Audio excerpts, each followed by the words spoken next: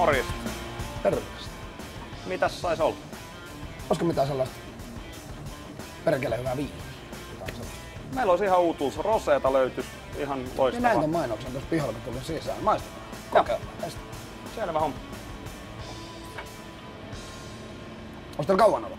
Ihan uusi tuote. Siitä niin kahta. No niin, kokeillaan, että miltä se näin maistuu. Viimeisin lomapäivillä, kauan ei ole kyllä aikaa, mutta pitää kohta lähteä. Kiitoksia. Yes. Se tekis 5,40.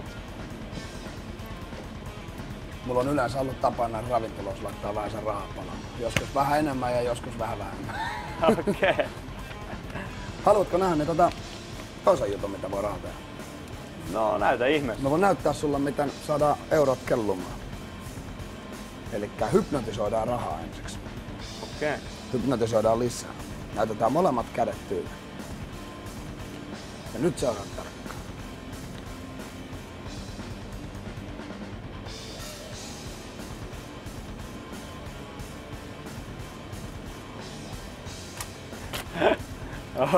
Okei. Antaa olla toi juoma.